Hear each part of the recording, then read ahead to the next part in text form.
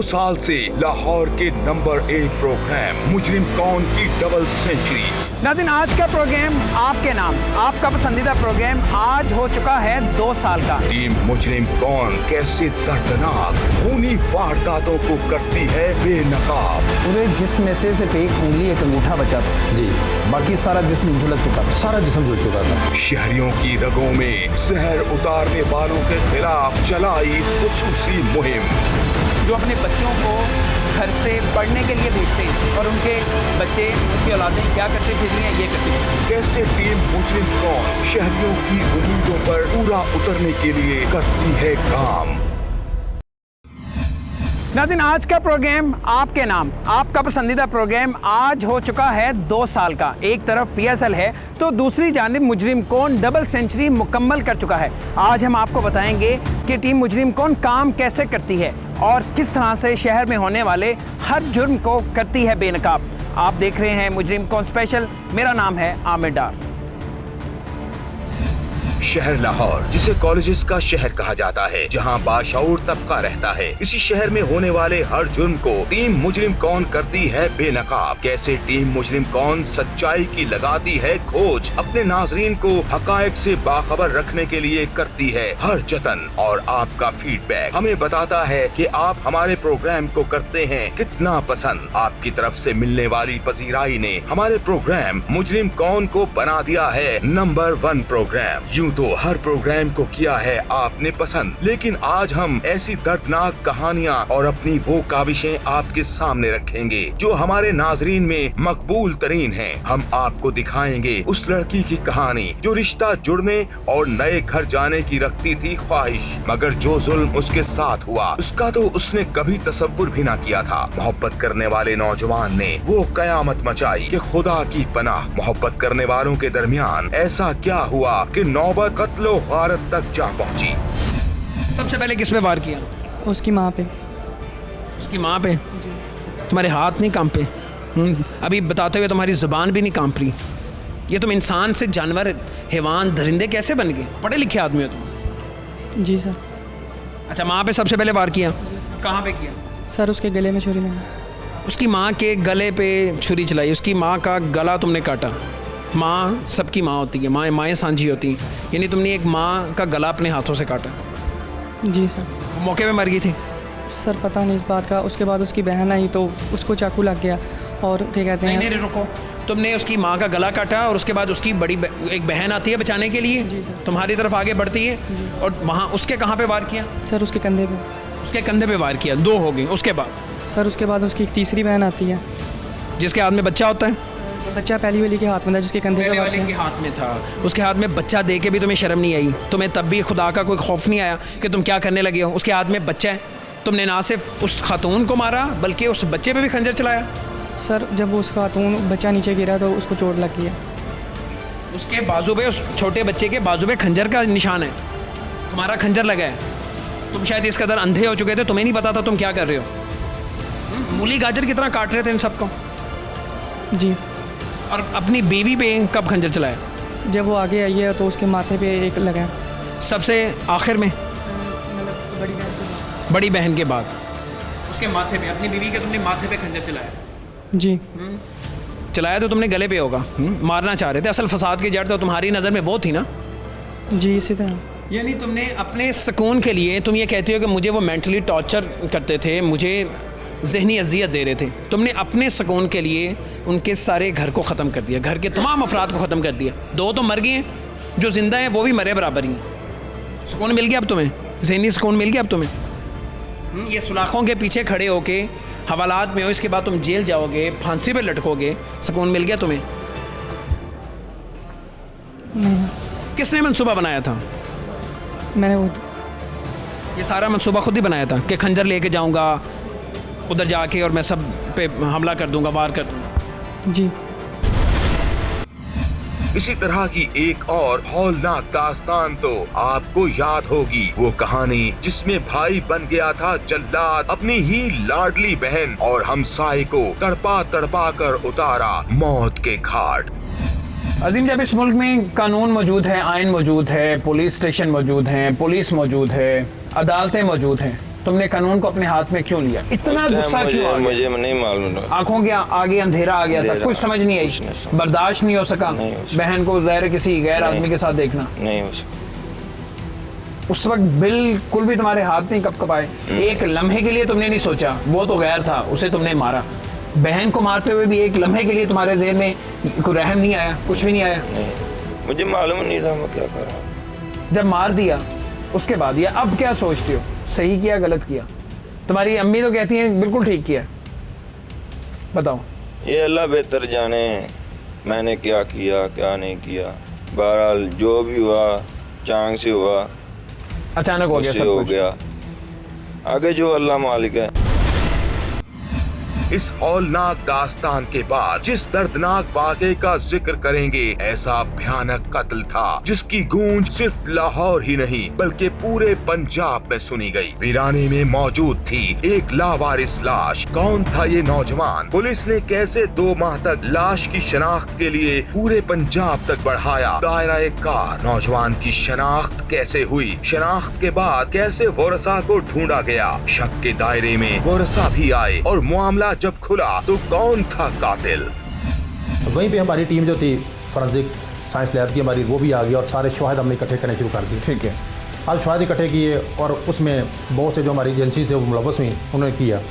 जो शवाहिद वहाँ से इकट्ठे कर वहाँ से सूरत अजीब जहाँ पे खून आलूद मिट्टी और दीगर चीज़ें हमें कब्जे में ली। तो जब लाश का बगौर मुआयना किया गया तो वो लाश सारी जली कटी थी। लेकिन अल्लाह रब्बुल इज़्ज़त ने जब किसी कत्ल को नंगा करना तो वो शवाहिद बेशक अल्लाह ताला बचा रखता है कातिल तक पहुंचाने के लिए। अब ये हुआ कि हमने देखा कि उसकी जो एक पुलिस ने देखा कि इसकी जो एक उंगली और एक उसका अंगूठा वो कुछ सही था, लेकिन वो भी जला हुआ था, लेकिन हल्का सा सही था। पूरे जिस्म में से सिर्फ एक उंगली एक अंगूठा बचा था। एक अंगूठा बचा जो था। थोड़ा सा बेहतर था, बाकी सारा जिस्म झुलस चुका था। सारा जिस्म झुल चुका था। सारी कानूनी कार्रवाई करने के बाद हमने उस डेड बॉडी को वहाँ से उठा के था इसकी मजीद बेहरुमती ना हो। बिल्कुल ठीक। हमने उसको फौरी तौर पे डेड हाउस जना हॉस्पिटल में वहाँ पर हमने उसको पहुँचा दिया। लावारिस लाश की शनाख्त से कत्ल की हौलनाक वारदात तक हर राज हुआ बेनकाब। ये थी दर्दनाक कत्ल की वारदातें, लेकिन टीम मुजरिम कौन ने ये भी दिखाया था कि शहर लाहौर के बच्चों की रगों में कैसे आहिस्ता आहिस्ता उतारा जा रहा था जहर। दिखाएं जरा, जो खास तौर पे जो पेरेंट्स हैं, जो वालिदैन हैं, जो अपने बच्चों को घर से पढ़ने के लिए भेजते हैं और उनके बच्चे, उनकी औलादें क्या करते फिर हैं, ये करते फिर हैं। ये देखिए, ये उन वालिदैन को मैं दिखाना चाहता हूँ जो जिन लोगों को अपने बच्चों पे नज़र ही कोई नहीं है। ये देखिए, ये क्या चीज़ है? ये क्या है? ये फ्लेवर्स हैं? क्या चीज़ है? ये बोतल तो बड़ी अजीब सी लग रही है। अच्छा, ये सिरप्स हैं, ये सिरप्स हैं। उनके जो डिफरेंट टेस्ट के लिए, डिफरेंट फ्लेवर्स के लिए ये सारे फ्लेवर्स भी मौजूद हैं। ये क्या चीज़ है? अच्छा, ये भी फ्लेवर है। एक सेकंड, ये देखिए जी, बंद हैं, पैकेट्स हैं, ये फ्लेवर्स हैं जो कि ये शीशे के लिए इस्तेमाल करते हैं। अच्छा, ये देखें नाज़रीन, इसकी भी इतला थी और अब ये साबित हो रही है। बियर के कैंस हैं, यहाँ से बियर के कैंस भी मिल रहे हैं। शीशा नोशी पुरानी बात। लाहौर में ऑक्सीजन शॉट्स जैसे खतरनाक नशे का हुआ इंकशाफ। कैफे में जानलेवा नशे के साथ तलबा और तालिबात की गैर अखलाकी और शर्मनाक हरकत। तुम्हारा क्या नाम है? सर अयान कब से काम कर रहे हो? मुझे ये ना कहना है 1 दिन हो गए, 2 दिन? दूसरा महीना सर। दूसरा महीना है। जी सर। रोज के कितने स्टूडेंट्स आते हैं यहाँ पे सर अंदाजन? 10-15 20 आ जाते हैं। लड़कियाँ भी होती हैं? लड़कियाँ भी सर आती क्या क्या देते हो यहाँ पे? हैं। सर शीशे ही है और ये सिलेंडर वगैरह है। ऑक्सीजन शॉट्स देते हो? ये जो कमरा बनाया है ये किस लिए बनाया होगा? ये सर सेपरेट बैठते हैं जो सेपरेट, couple लड़का लड़की आ जाए तो वो सेपरेट बैठ जाए, ऐसे ही है? Oxygen shot. अमीर लड़के लड़कियों ने नशे का अनोखा तरीका इख्तियार कर लिया। शीशा और ऑक्सीजन कैफों के खिलाफ टीम मुजरिम कौन की मुहिम जारी थी। आपको याद होगा, नशा फरोख्त करने और शीशा कैफों के बाद आया ऑक्सीजन शॉट्स का दौर। लेकिन इसी की कड़ी में जब टीम मुजरिम कौन ने खोज लगाई तो जग्गा खोकर भी आया सामने, जो भत्ताखोरी, मंशियात फरोशी और असलहा बेचने तक करता था मकरूह धंधे। रियासत मलिक उर्फ जगह खोकर पुलिस ने इसे गिरफ्तार कर लिया है और इसके लिए पुलिस यकीनन पुलिस को दाद देनी पड़ेगी क्योंकि बड़ा ख़तरनाक मुलजिम है। इसका पहले भी रिकॉर्ड है वो पहले रिकॉर्ड क्या है, इस पे जो पहले मुकदमात हैं वो किस नौइयत के हैं, एक तो हम पुलिस से उस बारे में भी जानेंगे और इस केस के बारे में ख़ास तौर पर बात करेंगे कि आखिर इसने ये कदम क्यों उठाया, अपनी 2 बीवियों को कत्ल क्यों किया, असल वजह क्या है, असल अंदर की कहानी क्या है, वो जानेंगे। राशिद हयात साहब मेरे साथ मौजूद हैं, SP सदर हैं ये इन्वेस्टिगेशन के। बहुत शुक्रिया राशिद साहब आपका। सबसे पहले इस केस के बारे में बात करते हैं, कहाँ से आपने गिरफ़्तार किया इसे? इसको जी हमने साहिवाल डिस्ट्रिक्ट में चीचावतनी जो उसकी तहसील है उसके दरियाई एरिया पे जहाँ आपको 6-7 डेरे थे, ये कोई छोटा सा गांव था, स्कैटर्ड घर थे, वहाँ पर मुख्तलिफ़ घरों में ये इसने अपनी जायबनाह अख्तियार की हुई थी। कभी किसी डेरे पे चला गया, कभी किसी डेरे पे चला गया, तो वहाँ से हमने एक ह्यूमन इंटेलिजेंस के ज़रिए और एक हमने टेक्निकल डाटा की मदद से। राशिद साहब ये रैंडमली जाता था डेरों पे या इसके कुछ जानने वाले हैं, कोई रिश्तेदार हैं, कोई दोस्त हैं? जी इसके जानने वाले हैं और ये रैंडमली जिस रात जिस डेरे पे इसने जाना है तो ख़ुद उस घर वालों को भी नहीं पता कि आज किसका इसने मेहमान बनना है। किसी को पता था कि ये कत्ल करके आए? जी उधर पता था उनको कि ये कोई इस तरह की क्योंकि इसका एक क्रिमिनल बैकग्राउंड है। अगर इसके आप केस की डिटेल को आप चेक करें तो 2004 में, 2006 में, 2008 में, 2011 में, 2012 में ये मुख्तलिफ़ किस्म के मुकदमात में चलान होता रहा है। 2 साल जेल गुजार के आया है। मंशियात के केसेस में चलान हुआ है, इसके अलावा नाजायज़ असला के केसेस में चलान हुआ है, इसके अलावा ये डकैती के केसेस में भी चलान हुआ है।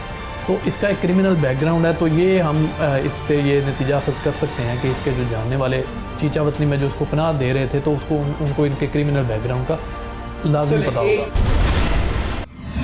नाजरीन, ऐसे हर वाक़े को मंजर आम पर लाने से पहले की जाती है तहकीक, लगाई जाती है सच्चाई की खोज। आज हम आपको दिखाएंगे कि कैसे टीम मुजरिम कौन करती है काम, कैसे हकाइक की जमा आवरी से लेकर मुनज़्ज़म अंदाज में आप तक पहुंचाती है। टीम मुजरिम कौन रखती है शहर भर में होने वाले हर जुर्म को मद्देनजर। किसी भी वाक़े की जब मिलती है टीम मुजरिम कौन को खबर, कभी हमारे इन्फॉर्मर देते हैं खबर तो कभी स्क्रीन पर चलने वाला ये नंबर पहुंच जाता है किसी मुतासिरा खानदान तक और वो करता है टीम मुजरिम कौन से राबिता। टीम मुजरिम कौन का हर मेंबर पूरा वाकया सुनने के बाद अपने जराए से लगाता है इस वाकये की खोज।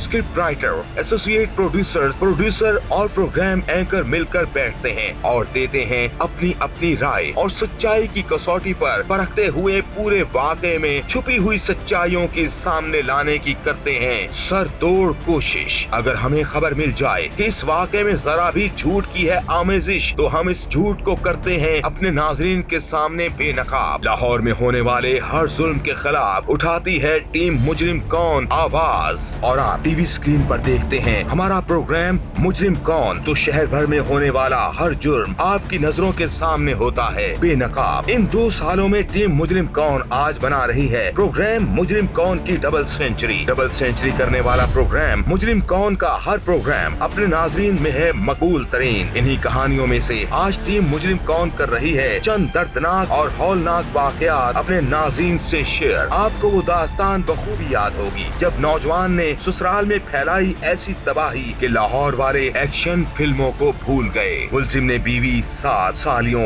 हमजुल और मासूम बच्चे पर चलाए खंजर। मोहब्बत के दावे करने वाले ने कौन सी सच्चाई छुपाने के लिए खेला था इंतहाई दर्दनाक खेल। जी हाँ, ये दुख की घड़ियां बयान करना इंतहाई मुश्किल है। रिश्ता जुड़ने और नए घर जाने की ख्वाहिश रखने वाली लड़की के साथ वो जुल्म हुआ जिसका कभी उसने तसव्वुर भी न किया था। वक्त गुजरता गया, फिर जब ज़ाहिर है उसके घर वाले नहीं मान रहे थे तो फिर निकाह जब हुआ था, निकाह में किसकी मर्ज़ी शामिल थी? आपकी मर्ज़ी शामिल थी या उसने आपको तब भी ट्रैप किया था या ज़ोर ज़बरदस्ती निकाह किया था? उसने कहा था कि हम निकाह कर लेते हैं, मेरे घर वाले मान जाएंगे, ऐसे ऐसे मेरी बहन की शादी होनी है वो हो जाएगी, फिर मेरे घर वाले मान जाएंगे, मैं अपने घर वालों को ले आऊँगा, ये बात किसी को नहीं बताएंगे ना। शादी तो हो गई, लेकिन क्या वाकई लड़की और लड़के ने छुपा कर रखा हुआ था सारे मामले को? कैसे छुपकर शादी करने वालों ने रचाया शादी करने का ड्रामा? मुल्जिम कोर्ट मैरिज को खुफिया रखकर बाकायदा रिश्ता भिजवाना चाहता था। जब बहन का निकाह भी हो गया था, फिर कोई हर्डल भी नहीं थी, तो फिर क्या हुआ? उस दिन क्या हुआ था? क्योंकि ऐसा नहीं है कि वो वहाँ पे आया, उसे किसी बात पे गुस्सा आया, नहीं, वो मंसूबाबंदी करके आया था, वो खंजर लेके आया था, एक नहीं दो खंजर लेके आया था। वो आपको, आपके सब घर वालों को मारने की नीयत से आया था, इसलिए उसने सब पे हमला भी किया, अटैक भी किया, 2 मर के। तो जाहिर उससे पहले कुछ तो ऐसा हुआ था आप दोनों के दरमियान, आपकी तरफ से कोई ऐसी बात हुई, या वो नहीं चाहता था कि शादी हो, तंग आ चुका था? क्योंकि उससे मेरी जो बात हुई वो ये कहता है कि मैं रोज़ की इस खिच से तंग आ गया था, रोज़ मुझे कहती थी शादी करो, रोज़ मुझे कहती थी मुझे अपने घर ले जाओ शादी करके, और मैं तंग आ गया था। इस बारे में इतनी बात नहीं होती थी, इसने मुझे कह दिया था कि 1 साल के अंदर अंदर हमारी शादी हो जाएगी, मेरी बहन की शादी हो जानी है तो हमारी शादी हो जाएगी। इतनी बात नहीं होती। वो तो होगी, बहन की शादी भी होगी उससे। तो उसके बाद 1-2 माह के बाद, 1 माह भी नहीं गुजरा, इसने हमें कहा कि मैंने अपने घर वालों को लेके आना। कोई रुकावट नहीं थी इस रिश्ते में। अम्बरीन की वालिदा को हर बात मंजूर थी। फिर ऐसा क्या हुआ कि अहमद हो गया गजबनाक और बन गया अम्बरीन और उसके घर वालों के खून का प्यासा। ये नौजवान बन चुका था खूनी दरिंदा। ना इसे अपनी माँ जैसी सास पर तरस आया, ना बहनों जैसी सालियों पर। हर एक के गले काटता और बेदर्दी से चीर फाड़ करता ये दरिंदा। मासूम बच्चे पर भी चला बैठा अपना खंजर। ये इस कदर अंधा हो गया कि आओ देखा ना ताओ, जो सामने आया उसके वजूद में उतार दी छुरी। उस वक्त तुमने अपनी बहनों का नहीं सोचा यार? तुम कमा रहे हो, वाले साहब बीमार है जी, यानी घर का जो चूल्हा है वो तुम्हारी वजह से चलता था, तुम्हारी कमाई से चलता था, तुम्हारी मेहनत से चलता था। जी, बहनों की शादी भी करनी होगी अभी। कौन करेगा? कौन उनकी देखभाल करेगा? खुदा की ज़ात है, वो तो सबकी ज़ाहिर है बेहतर रखवाली करने वाला है, वही करेगा। तो तुमने कुछ ये भी नहीं सोचा, उस वक्त बहनों का भी ख्याल जहन में नहीं आया? अब आता है जी। वो बहनें तुम्हें मिलने नहीं आई यहाँ पे? तुम्हारी वालदा नहीं आई, तुम्हारा बाप नहीं आया यहाँ पे? नहीं। आखिर क्यों एक मोहब्बत करने वाला नौजवान इस कदर वहशी हो गया? क्यों मोहब्बत की शादी करने वाला पूरे खानदान का दुश्मन बन गया? सुर्ख अरूसी जोड़े में महबूबा को घर लाने के ख्वाब देखने वाला खूनी दरिंदा बन गया। क्या वाकई मोहब्बत के जाल में फंसाने के बाद कोर्ट मैरिज करके अब छुटकारा चाहता था ये नौजवान? आपको याद तो होगी वो सर्द रात जब धुंध का था रात, जा बजा बिखरा खून और 2 दर्दी लाशें, जब भाई बना था जल्लाद, बहन और हमसाई को तड़पा कर उतारा था मौत के घाट। पूरे मोहल्ले और मकतूल के घर वालों ने देखा था दर्दनाक मौत का तमाशा। इस कहानी का आगाज हुआ था उस रात से जब दादी आई थी बच्चों के पास ताकि रख सके बच्चों का ख्याल। लेकिन दादी को क्या मालूम था कि इसी कमरे में खेली जाएगी खूनी वारदात। उसके बाद फिर क्या होता? अजे 10 मिनट नहीं होते मेरा पोतरा आ गया। इंज ने लाइट मारी, अजीम आ गया, इंज लाइट मारी है। दादी बिल्ली किथे वे? मैं नहीं इत्थे आंदी आटा गोना वा। मैंने तां भी नहीं शक पिया, उदों शक पिया जो बूहे नू आण के टक्करा मारिया ने। किसने? अजीम ने। हाँ जी, छोड़ मारे ने इस वाले दरवाजे को। हाँ, आप इस वाले दरवाजे में थे? हाँ, मैं अंदर आप इस कमरे में थी। हाँ, और सामने वाले दरवाजे को, उस कमरे के दरवाजे को आगे उसने छितर बूट मारे ने। बुआ खोल दे, टांगे मारनी शुरू कर दी। टांगा मारे, बुआ खोल। उन्हें अंदर देख लिया लाइट बाल के। अच्छा। बुआ खोल दे, तेने मैं मार देना तेनू। अंदर से दरवाजा लगा हुआ था? हाँ जी, दरवाजा। उन्हें दिन चढ़ धक्के मारे ने ते बुआ खोल दिता है। अंदर उन्हें फड़ी बाहों ते जाके धक्का दिता है। आनी वे अजीम की होया है? उस कुड़ी ने इतना मेरा गद्दा परा किया। दादी उड़ बहुत आ। अजीम जब अंदर गया बाहर किसे निकाला उसने? किलो अजीम जब उस कमरे में जाता है, नबीला को और जिस लड़के को कत्ल किया, जो लड़का यहाँ पे आया हुआ था उस्मान शाकिर उसका नाम है, दोनों अंदर मौजूद थे? हाँ, दोनों को पकड़ के अंदर ले आया, गले से पकड़ के बाहर निकाल अंदर ले आया। अंदर आपके पास ले आया? हाँ जी, मेरे को ले आया। दोनों को ले आया? दोनों को अंदर ले आया है। तो मैं नहीं बिल गया की कीता ही की कर तजीम मारन दिया है। आंधी आओ वेख, इन्नी गल उन्हें की ते उन्हें थले सुट दिता है। तो जिस वेले लाइट मारी है ना, मैंने जी में कौन ही वे जी में कौन ही पुत्र में तो मेरा थले लगता जाता है। आनी जी में कौन ही अंज लाइट मार के ना मुँह ते आंदा शाकारी शाकिर के मुंह पे लाइट मारी मोबाइल की। हाँ ज्यादा देख ला। आपने देखा शाकिर को? हाँ, फिर मैं शाकिर को देखा। पहले से जानती ज़ाहिर हमसाई। हाँ जी, मैं उठी है ना। आपने पूछा नहीं यहाँ पे क्या कर रहे पूछा है, मैं क्या वे शाकर की लेना आया सा? वे पुत्र तू मेरे घर ही आ जाना सी, वे शाकर की लेना आया है? मेरे मुंहों गल निकलती नहीं। उन्हें मेरी बांह फड़ी, मेरे पोतरे ने उसकी बांह करके तमरोड़ दी, मेरी दादी की बांह छड़ दे। तो मैं वास्ता पानी है प्यो दा, वे वास्ता रब दा, वे तेरे प्यो का वास्ता जी, मैं जुल्म ना करी, वे पुत्र जुल्म ना करी। आंदा दादी चुप, दादी चुप।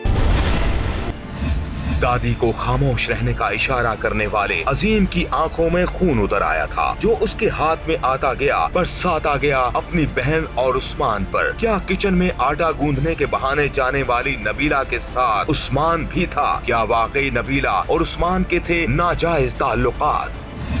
अजीम, जब इस मुल्क में कानून मौजूद है, आइन मौजूद है, पुलिस स्टेशन मौजूद है, पुलिस मौजूद है, अदालतें मौजूद हैं, तुमने कानून को अपने हाथ में क्यों लिया? इतना गुस्सा क्यों आ गया? मुझे नहीं मालूम। आंखों के आगे अंधेरा आ गया था, कुछ समझ नहीं आई, बर्दाश्त नहीं हो सका बहन को ज़ाहिर किसी गैर आदमी के साथ देखना। नहीं हो सका। उस वक्त बिल्कुल भी तुम्हारे हाथ नहीं कपकपाए? एक लम्हे के लिए तुमने नहीं सोचा वो तो गैर था, उसे तुमने मारा। बहन को मारते हुए भी एक लम्हे के लिए तुम्हारे ज़हन में कोई रहम नहीं आया? कुछ भी नहीं आया? नहीं, मुझे मालूम नहीं था मैं क्या कर रहा हूँ। जब मार दिया उसके बाद या अब क्या सोचते हो? सही किया, गलत किया? तुम्हारी अम्मी तो कहती हैं बिल्कुल ठीक किया, बताओ। ये अल्लाह बेहतर जाने मैंने क्या किया क्या नहीं किया। बहरहाल जो भी हुआ चांग से हुआ, अचानक हो गया, उससे सब हो कुछ। गया। आगे जो अल्लाह मालिक है।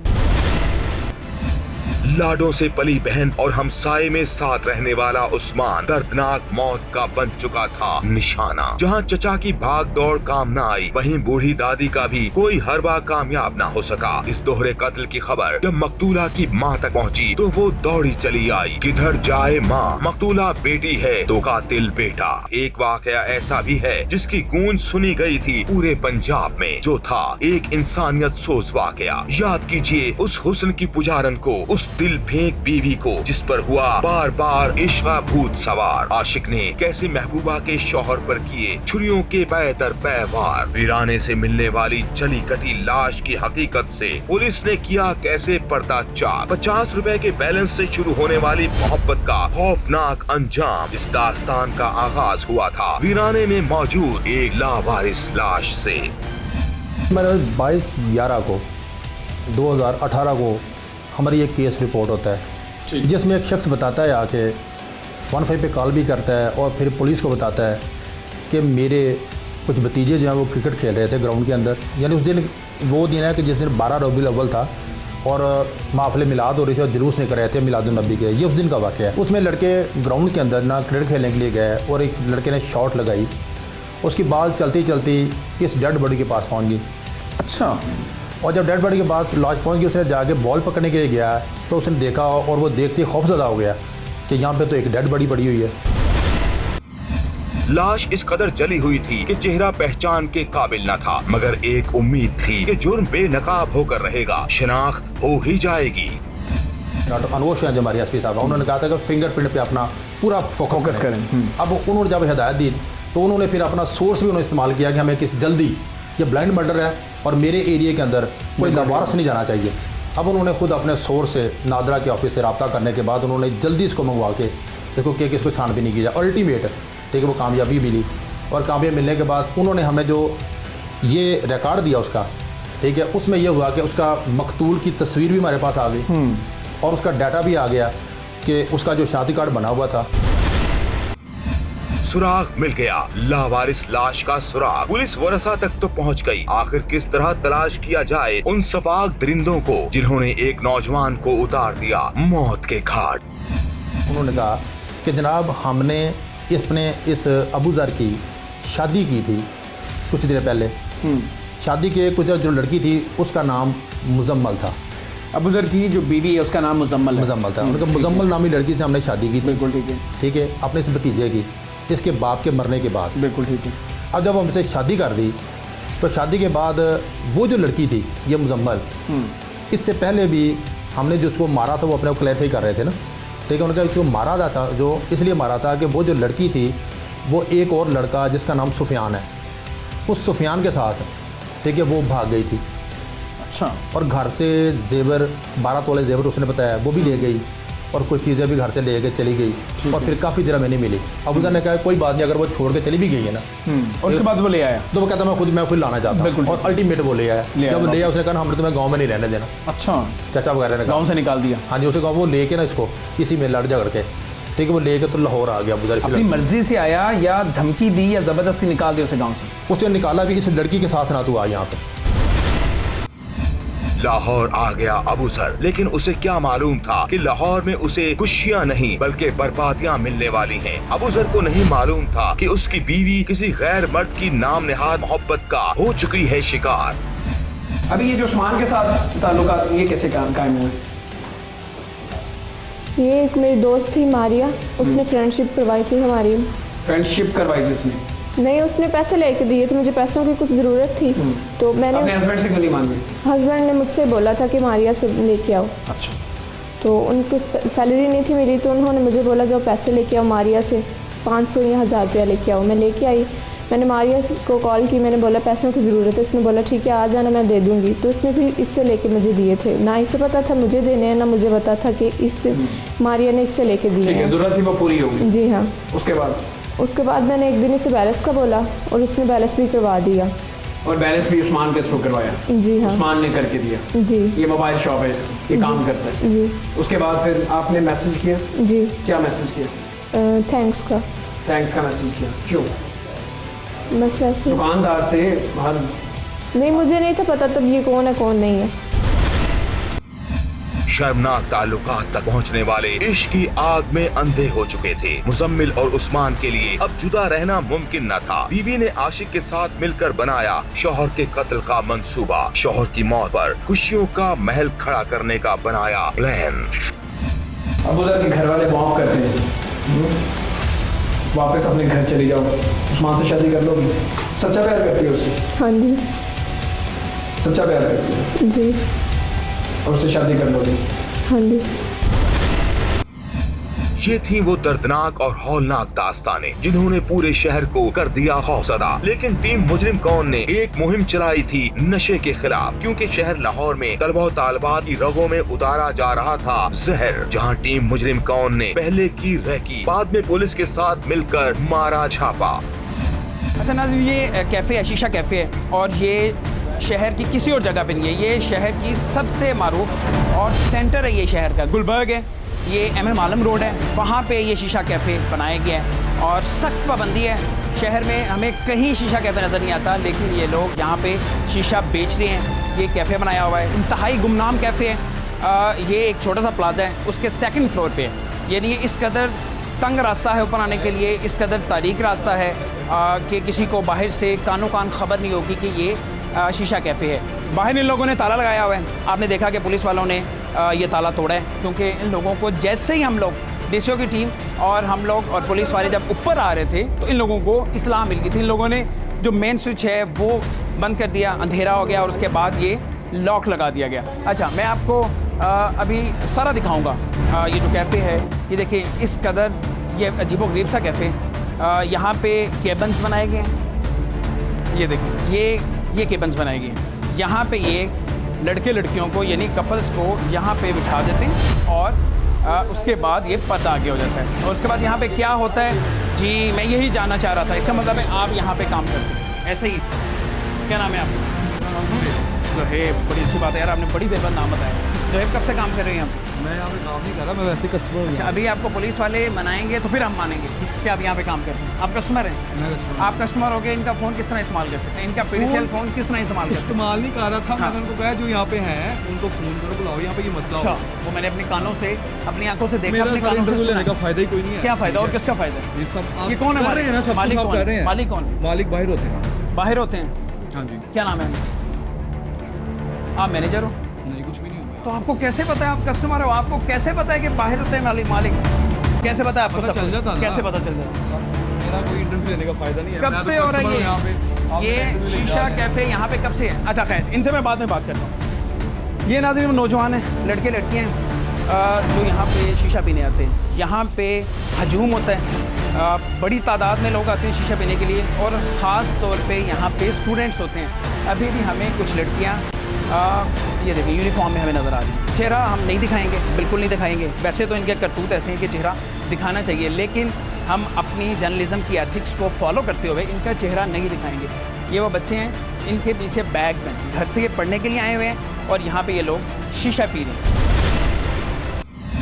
शीशे के धुएं की आड़ में कैसे कैसे खेल खेले जा रहे हैं, सोच है आपकी। शहर के मारूफ निजी कॉलेजेस के तलबा और तालिबात को पॉश इलाकों के शीशा कैफे कैसे तबाह बर्बाद कर रहे हैं। शीशा कैफे कैसे नौजवान लड़के लड़कियों की जिंदगियां बर्बाद कर रहा था। कैसे लाहौर के निजी कॉलेजेस के तलबा और तालिबात को न सिर्फ शीशा नोशी का आदी बनाया जा रहा था, बल्कि कैफे के अंदर मखसूस कैबिन बनाकर और कैबिन के बाहर पर्दे लगाकर भी तबाही के रास्ते पर लाया जा रहा था। इसी मुहिम को जारी रखते हुए अपने जराए से टीम मुजरिम कौन को एक बार फिर एक ऐसी खबर मिली जो चौंका देने वाली थी। लाहौर में एक ऐसी जगह का पता चला जहां शीशा नोशी के साथ साथ स्कूल और कॉलेजेस के तलबा और तालिबात को ऑक्सीजन शॉट्स जैसे मुहलिक नशे की लत लगाई जा रही थी। ये खबर परेशान कर देने वाली थी, क्योंकि ऑक्सीजन शॉट्स का नशा इतना मुहलक है कि इंसान को ब्रेन हेमरेज भी हो सकता है, वो मौत के मुंह में भी जा सकता है।